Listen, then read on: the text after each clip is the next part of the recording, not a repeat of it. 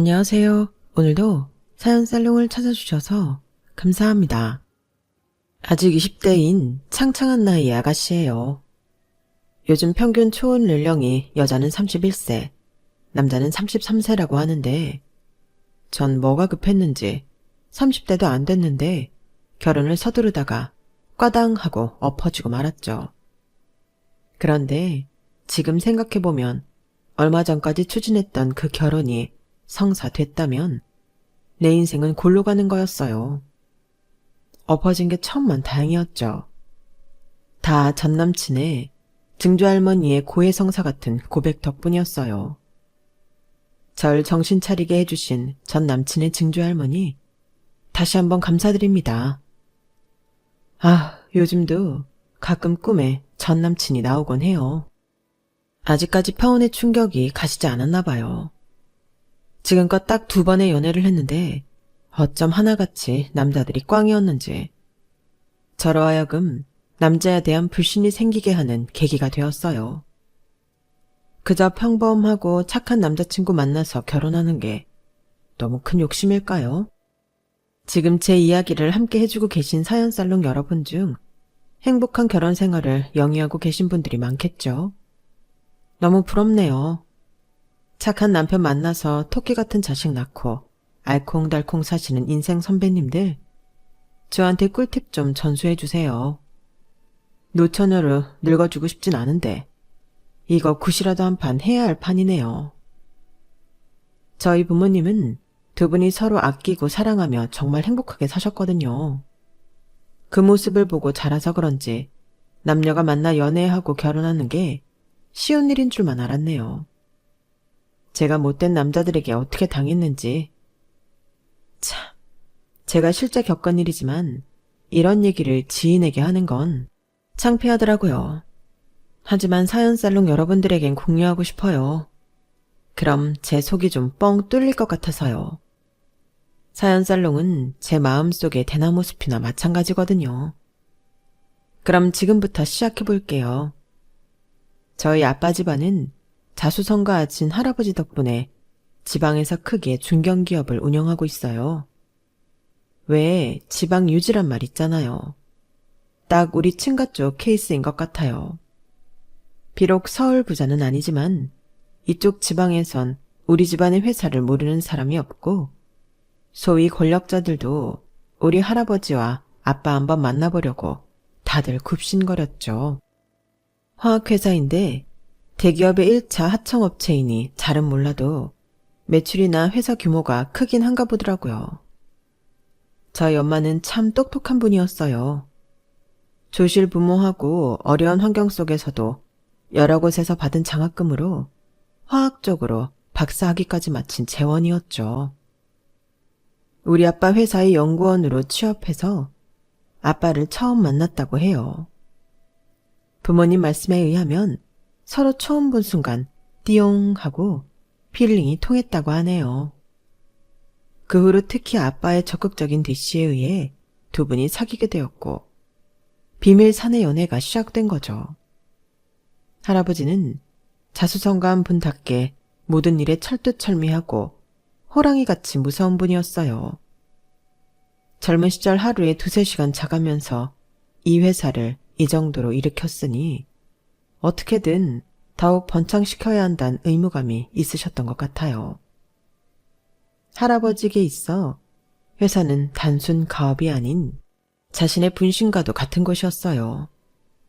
할머니가 당뇨로 일찍 돌아가시고 하나뿐인 고모도 결혼해서 남편 따라 미국으로 떠나버리니 회사를 물려받을 사람은 아빠뿐이었죠.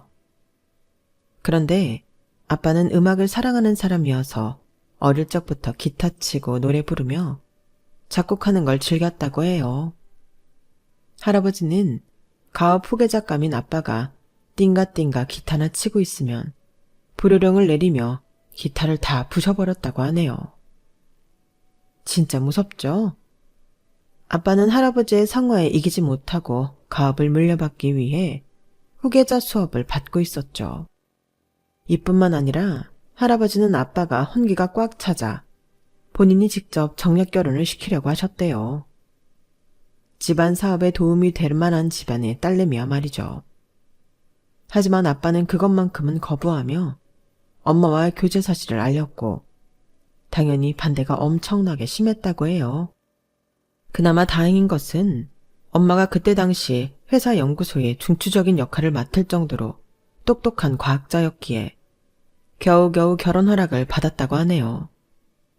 엄마는 할아버지 허락을 받았을 때가 너무 기뻤다고 회상하곤 했죠. 엄마가 태어나서 가장 기뻤을 때는 우리 혜진이를 낳았을 때였고 두 번째로 기뻤을 때는 너희 할아버지한테 결혼 허락을 받았을 때였지. 너희 아빠처럼 자상하고 멋진 남자와 결혼할 수 있다는 건 정말 꿈만 같았어. 덕분에 우리 혜진이가 예쁘게 태어날 수 있었으니 넌 엄마 아빠한테 감사해야 해. 알았지 내 딸? 이렇게 행복한 결혼 생활을 영위하던 우리 엄마 아빠였는데 그 후로 우리 엄마의 인생은 쭉 내리막길을 걷고 맙니다. 자식 많이 낳고 다복한 가정을 꿈꾸던 우리 엄마의 꿈이 산산조각 나버린 거였죠. 본인도 모르는 새에 자궁암이 커져 자궁을 적출하는 수술을 받아야만 했어요. 어린 잘 붙잡고 엄마가 울면서 하소연하셨던 게 아직도 기억에 남네요. 혜진아, 아마도 하늘이 엄마한테 우리 혜진이를 더욱 잘 키우라고 명령을 내리신 건가 봐. 엄마는 더 이상 아이를 낳을 수 없는 몸이 돼버렸네. 이제 엄마한테는 너와 아빠가 인생의 전부야. 내가 죽을 때까지 우리 딸 지켜줄게. 알았지? 그땐 엄마가 왜 그런 말씀을 하시는지 잘 몰랐어요. 다만 엄마가 병이 완치됐다는 점에 기뻐했죠. 그 후로 평온한 일상으로 다시 돌아가는 듯 했어요. 엄마는 피아노를, 아빠는 기타를 쳤으며 제가 노래를 부르며 행복한 크리스마스를 보내기도 했죠.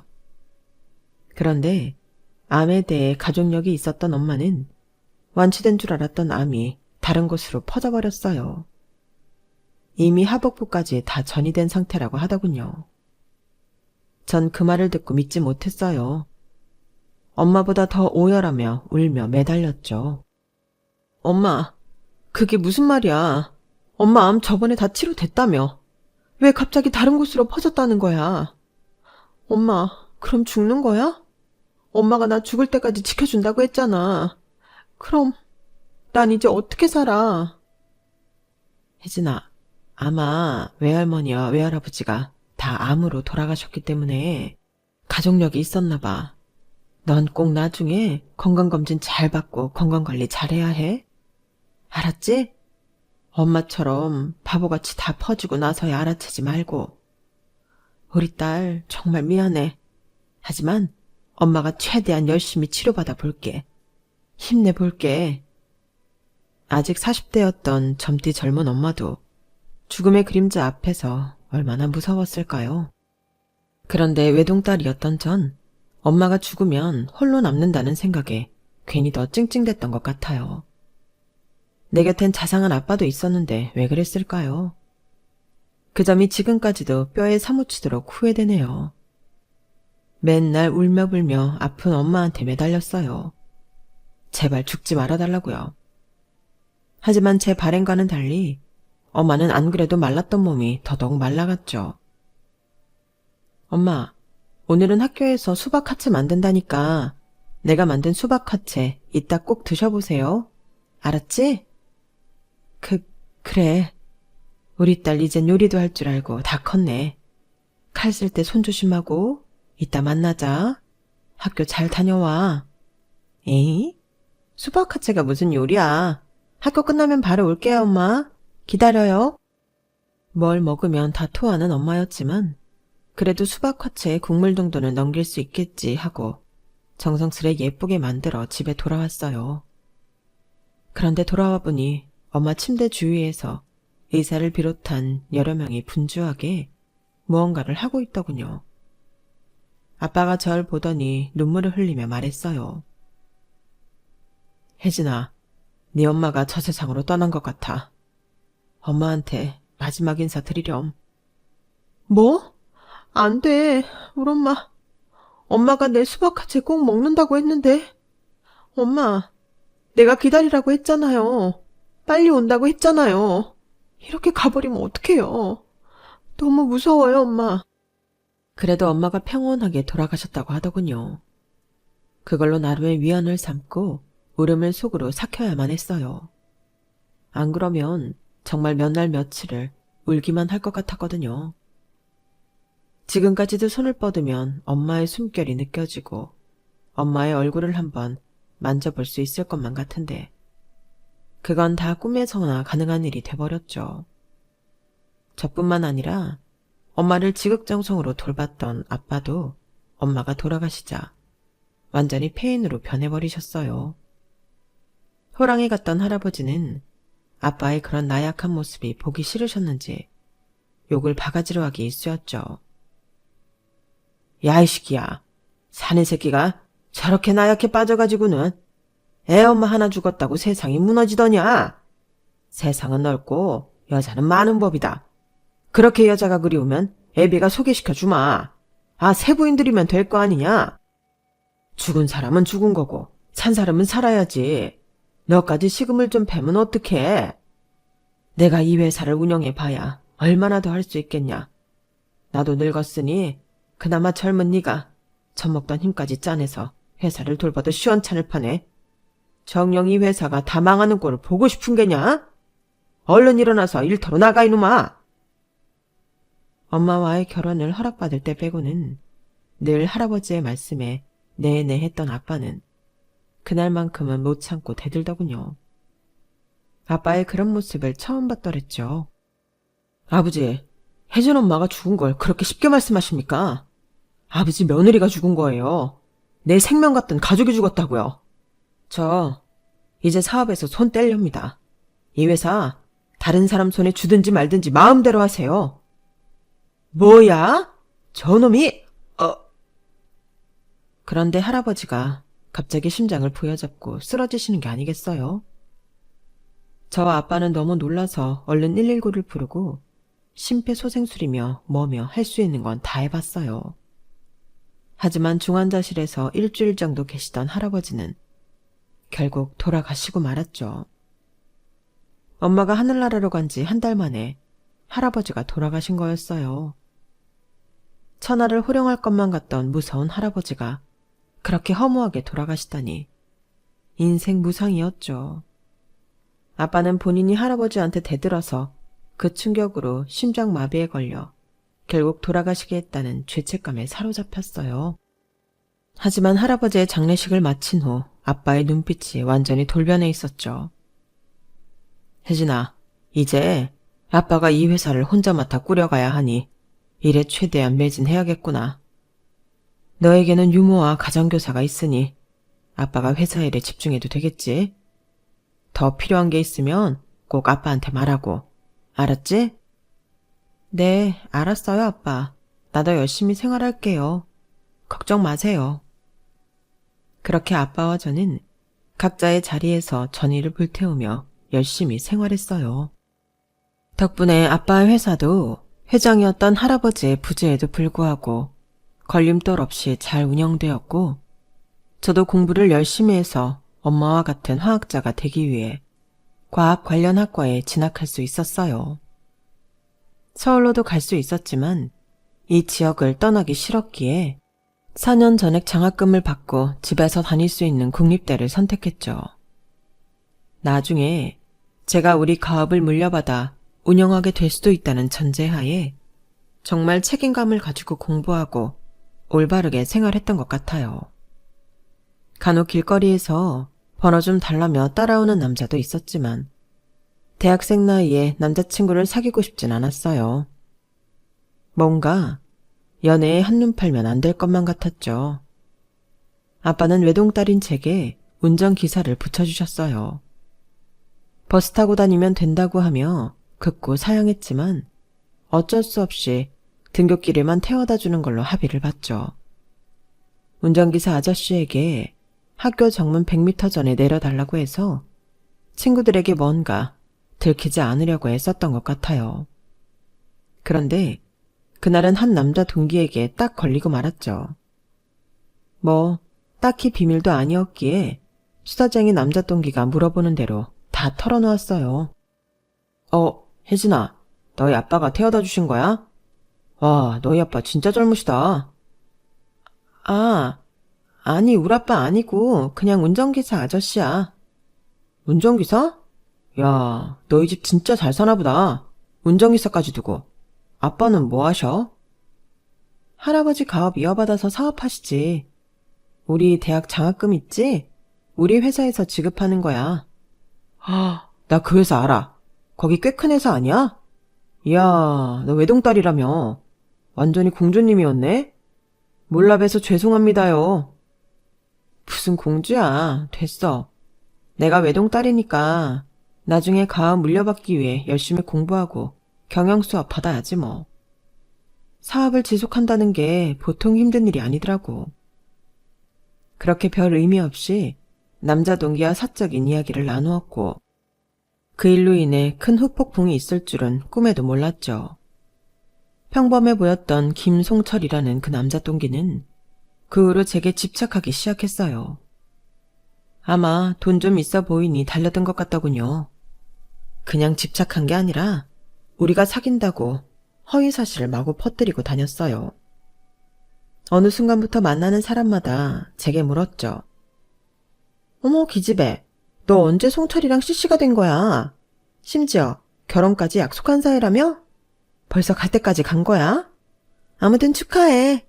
우리도 나이가 아직 이르긴 하지만 결혼 날짜라도 잡으면 얘기해. 뭐? 결혼? 그게 무슨 소리야. 나 김송철이랑 사귀지도 않는데 누가 그런 소문을 퍼뜨리고 다니는 거야? 어머 진짜? 송철이가 그러던데 너희 집 사위 돼서 가업 물려받을 예정이라고? 그리고 왜 말 안 했어? 난 네가 하도 알뜰하게 생활하길래 그렇게 부잣집 딸인 줄 몰랐네. 전 화가 나서 헛소문에 지런지인 송철이에게 따져 물었죠.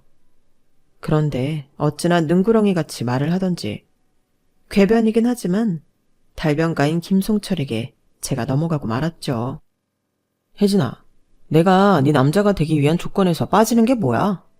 인물 잘났고 공부 열심히 하고 키 크고 몸 좋고 우리 집안도 공무원 집안에 크게 하자 없는 놈이잖아. 넌 얼굴도 예쁜 애가 맨날 히키코모리처럼 굴지 말고 세상 밖으로 좀 나와봐. 맨날 도서관에 처박혀서 공부만 하지 말고 연애도 하고 취미생활도 즐기고 하자고. 내가 세상 밖으로 인도할게. 나만 따라와. 알았지? 잔뜩 화가 나서 따지려 했지만 송철이의 말에 오히려 넘어가고 말았죠. 얼마 지나지 않아 우린 사귀게 되었어요. 주변 친구들이 이미 우릴 커플로 알고 있었기에 몰아가는 분위기도 한몫했죠. 누군가가 제게 공도제답해주며 엄마처럼 하나부터 열까지 다 챙겨주니 좋긴 하더군요. 급기야 미스 코리아까지 한번 나가보지 않겠냐고 하더라고요. 뭐? 미스 코리아? 말도 안 돼. 누가 나를 뽑아주겠어. 왜? 못할 게 뭐야? 네 키가 170에 몸무게 49kg. 얼굴도 예쁜데 왜 안 뽑아주냐고. 내 여친의 낯가리는 성격을 좀 거쳐주고 싶어서 그래. 한번 나가보자. 내가 다 알아봐 줄게. 추진력 좋은 송철이의 주도하에 미스코리아 지역 예선에 나가게 되었고 운 좋게 미에 당선됩니다. 최종 본선까지 나갔으나 전국 각지에서 올라온 미녀들을 보니 저절로 주눅이 들더군요. 당연히 본선에선 탈락하고 말았죠. 그런데 미스코리아에 나갔었다고 하니 주위의 관심이 다 저에게로 향하더군요. 부담스러웠지만 캠퍼스 내에서 모르는 사람도 제게 다가와 아는 척 해주니 신기하기도 했어요. 이런 상황이 잦아지자 송철이는 오히려 절 자꾸 남들과 차단시켜 들었어요. 에이씨, 괜히 미스코리아 나가게 해서 다른 남자들이 널 쳐다보잖아. 이러다 너 바람나는 거 아냐? 앞으로 내가 철저히 막아야겠어. 그저 대수롭지 않게 넘겼지만 그의 말은 바로 행동으로 표출되었어요. 저의 일거수일투족을 다 감시하며 만나는 친구들까지 차단하려 들더군요. 마치 스토커 같기도 하고 의처증 환자 같기도 했어요. 데이트 폭력이 내게 일어날 줄은 꿈에도 몰랐는데 송철이는 점점 폭력적으로 변해갔죠. 그의 막장 행동은 군대에 입대할 날짜가 오자 더더욱 극에 달했어요. 전 무서워서 이제 그만 만나자고 했죠. 군에서 날 잊기를 바라는 마음에서 말이죠.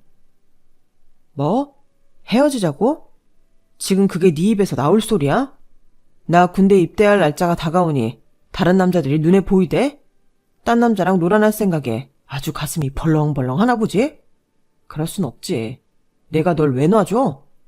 그럴 일은 없을 거야. 나한테서 벗어날 생각은 애시당초 접어두라고. 이제 송철이는 더 이상 남친이 아니라 피할 대상이었어요. 군입대 전날 머리를 벅벅 밀고 우리 집 앞에서 내 팔을 있는 힘껏 붙잡고는 놓아주지 않는 모습을 아빠가 목격하게 됐죠. 아빠는 바로 송철이의 멱살을 잡으며 얘기했어요. 어이, 지금 내 딸한테 뭐 하는 거야? 너 뭐 하는 자식이야? 송철이도 덩치 큰 우리 아빠한테는 꼼짝 못하더군요. 죄송합니다, 아버님. 내일 군대에 가야 하는데 혜진이가 이별을 고하길래 화가 나서 그만. 제가 혜진이 많이 사랑하는 남자친구입니다. 목숨 다하는 날까지 혜진이와 함께 살고 싶어요. 우리 결혼 허락해주세요. 아빠, 얘 더 이상 남자친구 아니에요. 날 괴롭히는 스토커라고요. 그만 집에 들어가요. 야, 김송철. 이제 그만 날 놔줘. 군대나 가버리라고. 전 아빠가 더 흥분할까봐 집에 모시고 들어왔어요. 소파에 앉아서 그동안 있었던 일들을 낱낱이 다 말씀드렸죠. 혜진아, 그런 위험한 놈이 주변에 있었으면 아빠한테 진작 얘기했어야지. 아빠가 사업에 미쳐서 우리 딸이 어떻게 생활하고 있는지도 제대로 몰랐구나. 정말 미안하다. 아빠가 내일부터 24시간 경호원 붙여줄게. 그럼 안전할 거야. 그 소리를 듣고는 우리 집에서 가사도우미로 일하게 된 지 얼마 안 된 장순자 아주머니가 한 말씀 하시더군요. 회장님, 경호원 구하신다고요? 우리 아들이 경호원 팀장으로 일한 지 꽤 됐는데 저희 아들을 따님한테 한번 붙여드릴까요? 아, 그래요? 그거 잘 됐네요. 내일부터 24시간 우리 딸 경호 좀 부탁합니다. 내가 급여는 아주 잘 쳐드릴 테니 우리 딸 안전하게만 지켜주세요. 그렇게 가사도우미인 장순자 아줌마의 아들에게 경호를 받게 되었어요. 평소에 이모님이라 부르던 가사도우미 아줌마의 아들은 자기 엄마 얼굴을 쏙 빼닮았더군요. 그런데 키가 한 190은 넘어 보였어요. 경호원답게 차가운 인상이었지만 정말 친절하고 젠틀했죠. 처음 몇 달간은 사적인 대화는 일치하지 않았어요. 그런데 거의 24시간 붙어 다니는데 대화도 안 하는 게 오히려 불편하더라고요. 팀장님, 나이가 좀 있으신 것 같은데 아이들은 몇 살이에요? 네? 이래봬도 저 아직 미혼입니다. 아이도 없습니다. 아, 그러셨구나. 제가 실례했네요. 날도 더운데 팥빙수 한 그릇 먹고 그만 퇴근하세요. 이제 금송철 그놈도 군대에 있으니 맘대로 접근하지 못하는 것 같아요. 덩치 큰 울아빠가 불효령을 내렸으니 무서워서 못 오겠죠 뭐. 아닙니다. 고객님 댁까지 모셔다 드리고 퇴근하도록 하겠습니다. 그런데 팥빙수는 저도 먹고 싶긴 하네요. 양복 입으니 워낙 더워서 말이죠. 그렇게 박승호 경호원과 거의 처음 대화를 조금 나누어 봤는데 털털 하더라고요. 잘 웃고 얘기도 잘하고요. 무뚝뚝한 로봇인 줄로만 알았는데 그냥 평범한 사람이었어요. 팥빙수를 먹고 경호원과 집으로 향하는데 갑자기 어둠 속에서 웬 남자가 불쑥 튀어나오더군요. 야, 최혜진. 내가 군대 가자마자 고무신을 거꾸로 신어? 너 이렇게 문란한 여자였냐? 내가 이럴 줄 알았다. 벌써 남자를 사귀셨어. 오늘 너 죽고 나 죽자. 너 휴가 나온 거야, 뭐야? 이미 우리 헤어진 사이인데 왜 또 찾아온 거야? 경찰에 신고할 거야? 어서 돌아가. 뭐? 휴가? 마음 편한 소리하고 앉아있네. 나 그냥 나왔어. 내 인생이 이 지경이 된 건 다 너 때문이야. 남만 침울할 수 없지. 너도 악의 구렁텅이로 빠뜨려버릴 거야. 김송철 그 미친놈이 제게로 덤벼들기 위해 뛰어왔지만 박승호 경호원이 맞고 물리쳐줬어요. 앞으로 내가 24시간 최혜진님 곁에 붙어 다닐 거니까 얼씬도 하지 마라. 회장님 통해서 접근 금지며 고소 진행할 거니까 군 영창에서 썩어버려. 내가 직접 널 경찰에 인도할 테니 잠자코 따라와. 경호원은 김송철의 팔을 꽉 잡고는 인근 경찰서로 질질 끌고 갔어요. 제발 제 팔 좀 놔주세요. 뼈 부러지겠어요. 네? 김송철은 모냥 빠지게 사정하며 경찰에 바로 끌려갔죠. 아빠와 상의하여 할 수 있는 조치는 모두 하였어요. 아마 군인 신분이었으니 제가 가중되지 않을까 싶네요. 고맙습니다, 팀장님. 덕분에 살았어요. 저놈이 뭔 짓을 할지 모르는 놈이거든요. 다행입니다, 고객님. 앞으로 더욱 전방위로 지켜드려야겠네요. 제가 나이도 어린데 고객님이라고 하지 마시고 그냥 혜진 씨라고 편하게 불러주세요. 그래도 어떻게 천천히 그렇게 부르죠. 그 일을 계기로 경호원과 더욱 친밀해졌어요. 미혼 남녀가 24시간 붙어있다 보니 정이 들더군요. 저도 여자치곤 꽤 큰 키인데 190이 넘는 장신의 경호원을 보고 있자니 참으로 늠름하고 멋지게 느껴졌어요. 그렇게 1년 정도 지나자 우린 자연스레 연인으로 발전하게 되었죠. 팀장님이라 부르던 호칭이 오빠가 되었고 남친도 절 그냥 이름으로 부르게 되었어요. 담벼락에서 포옹하고 헤어지려는데 그 모습을 퇴근하던 아빠가 목격하고 맙니다. 너 혜진이 아니냐? 당신은 경호팀장 아니야? 왜 둘이 껴안고 있어? 지금 뭐하는 짓들이야? 경호원이 프로답지 못하게 고객이나 꼬시고 앉아있고 당장 때려쳐. 전 아빠를 강하게 만류했지만 이미 화가 머리끝까지 난 아빠는 우리 집 가사도우미로 일하고 있던 남친의 엄마까지 해고해버렸어요. 아빠, 남친 어머님까지 다 잘라버리면 어떡해요? 이건 완전히 돈 있는 사람의 횡포 아니에요? 아빠, 이런 사람이었어요? 그 둘이 뭘 잘못했다고 이러세요, 네? 아빠가 이런 꼴 보려고 너한테 경호원까지 붙여준 줄 알아? 내가 널 얼마나 귀하게 키웠는데 고작 저런 집안에 시집을 보내? 내 눈에 흙이 들어가기 전까진 절대 안 된다. 당장 헤어져. 아빠가 돈 없는 엄마와 결혼하려고 할 때 할아버지가 조건만 보고 반대하셨다면서요. 할아버지를 그리도 원망하고 사셨으면서 아빠도 할아버지랑 똑같이 변해버린 거예요? 실망이에요. 그건 제 진심이었어요.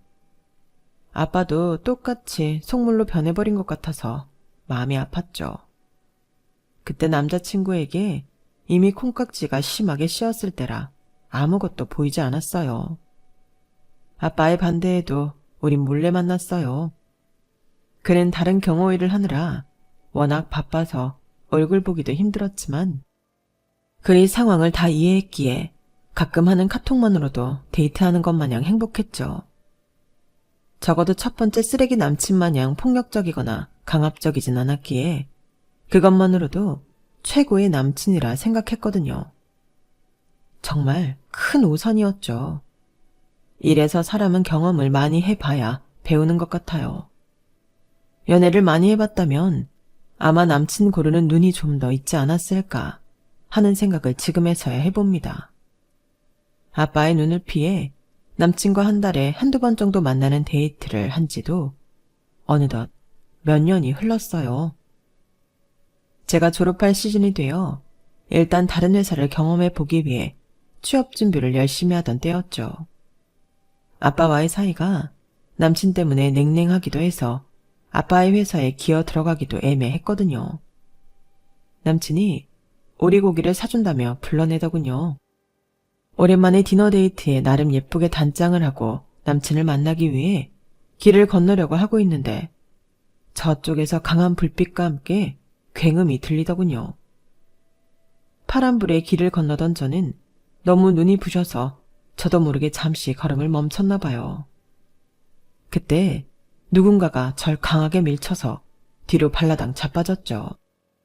정신 차리고 보니 남친이었고 뒤로 누워있던 저희 바로 앞으로 웬 덤프트럭이 미친 속도로 달리더니 100m쯤 더 가서 가로수를 들이받고 전복되는 사고가 일어났어요. 모든 게 순식간에 일어난 일이었죠. 덤프트럭 운전기사의 음주 때문에 일어난 사고였어요. 괜찮아, 혜진아? 어디 다친 데 없어? 난 괜찮아. 하마터면 진짜 죽을 뻔했네. 너무 놀라서 심장이 벌렁거린다. 너무 고마워, 자기야. 다친 데는 없었지만 구급차가 와서 우리를 119에 실어 병원으로 보내주더군요. 응급실에서 전화를 받은 아빠가 놀라서 헐레벌떡 찾아오셨어요. 괜찮니, 아가? 우리 딸 다친 데는 없어? 아빠, 괜찮아요. 내가 어버버하고 있는데 승호 씨가 뒤로 밀쳐져서 살았어요. 1초만 늦었어도 트럭에 깔려 죽었을 거예요. 다 승호 씨 덕분이에요. 우리 딸, 그런 무서운 말은 하지도 말아라. 승호군, 정말 고맙네. 자네가 내 딸 생명의 은인일세. 역시 경호원답게 우리 딸을 구해줬구먼. 두 사람 교제 반대해서 정말 미안했네. 지난 몇 년간 마음에 걸렸었는데 두 사람 뜻대로 실컷 만나도 좋아. 고맙습니다, 아버님. 앞으로 우리 혜진이 잘 지켜줄게요. 저한텐 혜진이가 전부예요. 감사합니다. 그 일을 계기로 아빠는 저와 남친의 교제를 허락해 주셨어요. 본인도 할아버지의 반대를 무릅쓰고 엄마와 결혼해서 행복하게 사셨으니 저 또한 조건 없이 사랑하는 사람과 행복하길 바라셨기 때문이죠. 적어도 전 우리의 사랑이 그렇게 조건 없이 순수한 사랑이라고 생각했어요. 하지만 남친은 좀 다른 것 같더라고요. 교제를 허락받은 남친은 이것저것 제게 요구하기 시작했어요. 혜진아, 우리 엄마 다시 혜진이네 집에서 가사도우미로 일하실 수 있을까? 아, 그래, 그건 아빠가 당연히 오케이 하실 것 같아. 진작 말씀드려 볼 걸 그랬네. 그래? 고마워. 그리고 말야, 대막내 여동생이 아직 취업하지 못해서 백수 생활만 5년째 하고 있는데 아버님 회사에 한 자리 어떻게 안 될까? 정규직으로 말야. 아, 아빠한테 말씀드려 볼게. 이력서 하나만 건네줘봐. 신우이 될 사람이 내 이력서가 뭔 필요야? 지금 내 여동생 무시하는 거야, 뭐야? 그래도 고등학교는 졸업한 녀석이니 총무나 격리직이라도 시켜주면 잘할 거야. 근데 나이가 좀 있으니 대리로 시작하게 해주면 안 될까? 대리? 대기업은 아니지만 그래도 기존 직원들의 서열이라는 게 있는데 바로 대리로 시작할 수 있을까 모르겠네. 아무튼 알겠어. 말씀드려 볼게. 그리고 마지막으로 나 말야. 오빠 뭐? 나도 이제 몸으로 하는 경호원 일은 좀 그만하고 더울 때 에어컨 빵빵하게 나오는 사무직 일 하고 싶어서. 아, 경호원 일이 힘들긴 하지. 그래, 오빠도 한번 말씀드려 볼게. 일단 다 오케이 했지만 남친의 요구는 날이 갈수록 많아졌어요. 급기야 사촌 동생들까지 줄줄이 취업시켜달라며 취업 청탁을 하더군요. 다 해줄 수는 없었지만 웬만하면 다 들어주었죠. 암묵적으로 남친과 결혼 이야기까지 나누었던 터라 앞으로 남편이 될 사람이라 생각했기 때문이죠. 저로 인해 시댁 사람들이 좀 편하게 살 수 있다면 최대한 지원해주고픈 마음도 있었죠. 아빠에게 어렵게 얘기를 꺼냈는데 아빠는 흔쾌히 모든 요구를 들어주시며 오히려 남친에게 통 큰 제안을 하셨어요. 혜진아, 너 승호군하고 결혼까지 생각한다고 했지? 둘이 사랑한다면 더 미룰 게 뭐가 있니? 얼른 결혼 진행시키려무나.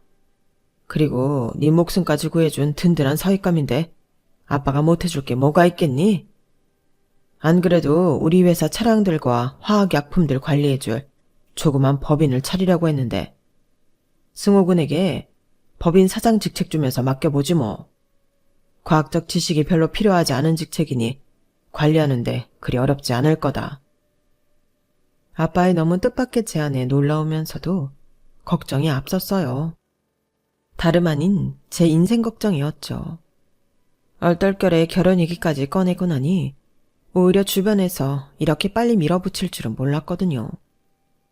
아직 20대인 지금 결혼까지 하는 게 맞는 건지 판단할 정신도 없었죠. 여튼 그 소식을 남친에게 전하자 뛸 듯이 기뻐하더군요. 대박, 나 이제 사장 되는 거야? 나도 더울 때 시원하게 일하고 추울 때 따뜻한 사무실에 있을 수 있는 거야? 게다가 사장이라니 꿈만 같아. 혜진아, 우리 당장 혼인신고부터 할까? 얼른 혜진이네 집 사위가 되고 싶어. 진정해 자기야. 난 좀 천천히 하고 싶어. 아직 30도 안 됐는데 이렇게 빨리 결혼하고 싶진 않아서 말이야. 하지만 그는 내 이야기는 귓등으로도 들리지 않나 보더군요. 우리 집에 인사 가자 혜진아. 당장 내일 모레 주말로 말씀드려 놓을게. 토요일 동트면 바로 찾아뵙자고. 알았지? 그래도 내게 공주 대접해주는 든든한 남친이니 결혼해도 괜찮을 것 같았어요. 그를 몇 년간 지켜보며 사랑하는 마음과 콩깍지도 씌인 상태였으니까요. 그렇게 결혼을 확정짓고 시댁에 말씀드리러 갔어요. 시댁에는 남친의 부모님과 증조할머니, 막내 여동생이 함께 살고 있더군요. 할머니는 이미 돌아가시고 100세가 넘는 증조할머니가 살아계시는 게 신기했어요. 매우 좁고 누추한 집이었지만 이미 시댁 형편을 알고 있었기에 저에겐 별로 상관없었죠. 남친의 엄마는 저희 집에서 가사 도우미 일을 하셨던 터라 이미 잘 알고 있었죠. 항상 저한테 아가씨라고 부르던 남친 엄마는 이제 결혼이 확정됐다고 하니 며느리야 라고 부르시더군요. 며느리야, 내가 이제 말라도 되지? 아, 지금에서야 말인데 우리 훌륭한 아들이 뭐 어디가 어떻다고? 니네 아빠는 몇 년을 반대했다니? 우리 아들처럼 잘생기고 키 크고 착한 애가 어딨다고 말이야. 내가 속으로 얼마나 욕했는지 몰라. 허. 죄송해요 어머님. 저희 아버지가 그땐 승우 씨의 사람 됨됨이를 잘 모르시고 그러셨던 것 같아요. 이제 결혼하고 나면 제가 대신 잘할게요. 그동안 서운하셨던 거 다 푸세요. 다 풀려면 맨입으로는 안 되지. 니네 집 얼마나 잘 사는지 돈이 얼마나 많은지 내가 잘 알고 있으니 섭섭찮게 생활비 좀 줄여무나. 내가 이제 사돈인데 더 이상 니네 친정집에서 파출부로 일할 수는 없는 노릇이니 내 일당이랑 우리 식구들 생활비며 뭐며 매달 한 2천만 원씩 계좌로 쏴주면 좋겠다. 그 옆에서 듣고 있던 남친의 아빠가 자기 와이프를 나무라며 보태더군요. 아이고, 무슨 2천만 원이야. 딱 절반으로 잘라서 1,000만 원이면 우리 집 식구들 생활비하고도 남지. 부잣집 며느리들이니 이렇게도 좋구나. 며느리야, 네가 이제 우리 집 돈줄이다. 돈줄이야. 옆에서 자기 부모를 말리던 남친의 말이 더 가관이었죠.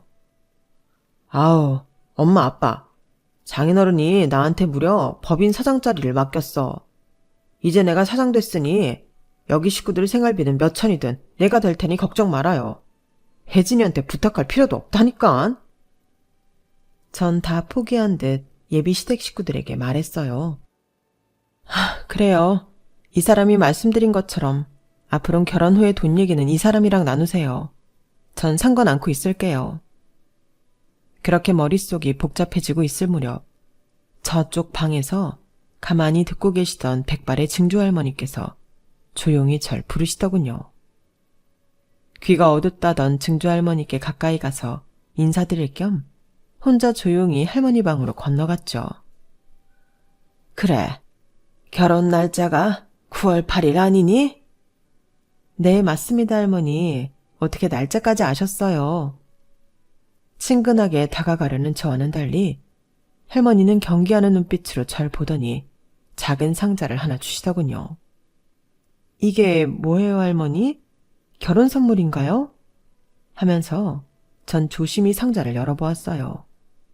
그곳엔 사진 수십 장과 A4 용지에 쓴 각서, 라고 적힌 문서가 보이더군요. 사진들 속엔 남친과 웬 동남아 여성이 스킨십을 하며 다정한 포즈를 취하고 있었어요. 그 가운데 무려 3명의 똘망똘망한 아이들이 있더군요. 남친과 그 동남아 여자를 반반씩 닮은 듯한 아이들이었어요. 그 사진들을 보고 너무 놀라서 대체 무슨 관계들인가 감조차 제대로 오지 않더군요. 이게 무슨 사진이에요, 할머니? 이거 승우 씨 아니에요? 이 아이들은 다 누구고 이 여자는 뭐예요? 아가씨만 물러나주면 다 해결되는 일이야. 생때 같은 내 증손주들 이 집에서 자기 엄마랑 아빠랑 다 같이 잘 살고 있었는데 아가씨가 나타나고부터 승우놈이 완전히 돌아버렸다니까. 부잣집 아가씨 하나 물었다면서 자기 새끼들 내치고 동거하던 며느리까지 다 시골로 내쫓아버렸어.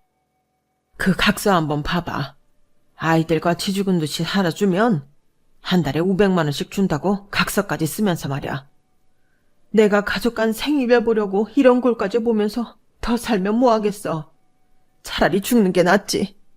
우리 손주들이 지 아빠를 얼마나 그리워하겠어. 그러니 아가씨가 이 판에서 그만 빠져줘. 아가씨만 파토내면 다 해결될 일이라고. 전 부들부들 떨리는 손으로 그 상자를 들고 거실에서 희희낙낙하고 있는 남친 부모님과 남친을 향해 가서 던져버렸어요. 이렇게 소리 지르면서 말이죠. 야, 박승호, 너 이 새끼, 네 아내며 아이들 다 버리면서까지 내 돈 뜯어내려고 결혼하자고 했냐? 네가 사람이냐? 당신들도 부모면 부모답게 손주들 거둘 생각을 해야지. 나 하나 등쳐먹으려고 작당을 해? 미친 작자들. 지옥에 나가쇼. 퇴! 그들을 향해 침을 뱉고 나와버렸어요. 내 팔이며 다리며 다 붙잡고 놔주질 않았지만 젖먹던 힘까지 다 끌어모아 뿌리치고 나왔죠. 혜진아, 저 할머니 100살 넘어서 노망난 할머니야. 우리 증조 할머니 말 믿지 마. 내 말만 믿어줘. 제발. 어? 이 미친. 저렇게 사진이 고스란히 남아있는데 널 닮은 애들이 불쌍하지도 않냐? 돈이 아무리 좋아도 네 핏줄들을 버릴 생각을 해? 나한테 손끝 하나 대지 마. 소름 끼치니까. 이 결혼 없던 걸로 해. 우리 아빠 회사에서 일하고 있는 니네 여동생이며 친척들 다 해고야. 안 돼, 혜진아. 나 사장시켜준다고 했잖아. 장인어른한테는 아직 얘기 안 했지? 제발 한 번만 살려줘. 자기야, 우리 가족들은 자기 없으면 다 죽어. 나 만나기 전엔 그럼 어떻게 살았냐, 이 새끼야. 내가 만만한 호구로 보이냐? 당장 꺼져. 그렇게 쌍욕을 퍼붓고는 결혼이고 뭐고 다 파토내고 나와버렸어요. 엉엉 울면서 택시를 잡아타고 집으로 향했죠. 아빠한테는 도저히 뵐 면목이 없어서 전화로 모든 사실을 전했고요. 그렇게 저희 결혼 소동은 비극적으로 마무리되었네요. 그래도 결혼식 전에 이렇게 파토낸 게 얼마나 다행인가요. 그대로 그 거지 사기꾼 소굴로 들어갔다면 전 지상 최대의 호구가 되어 있겠죠. 100살 넘으신 증조할머니께 감사할 따름입니다. 당연히 증조할머니는 그 집에서 좋은 대접을 받을 리가 없었죠. 제가 아빠께 말씀드려 따로 요양원에 모시고 있습니다. 그 집 식구들은 신경도 쓰지 않더군요. 참, 사람 같지도 않은 사람을 왜 그렇게 사랑했을까요? 여기까지가 얼마 전까지의 제 상황이었네요. 나름 파란만장한 인생을 살아왔죠. 아무튼 당분간은 남자 생각 않고 아빠 회사에서 쥐 죽은 듯이 일을 배워야 할 것 같습니다. 앞으로 남자 트라우마가 생길 것 같아요. 인생 선배님들, 세상은 넓고 좋은 남자도 많긴 한 거겠죠. 나중에 한 5, 6년 뒤쯤 착하디 착한 남자가 나타나기를 간절히 바라봅니다. 다 같이 기원해주세요. 건강하시고요. 복 받으세요. 지금까지 저희 한풀이 들어주셔서 감사합니다. 여러분, 사연 댓글에 응원과 현명한 조언 부탁드려요. 좋아요와 구독은 저에게 큰 힘이 됩니다. 오늘도 좋은 일 가득하세요.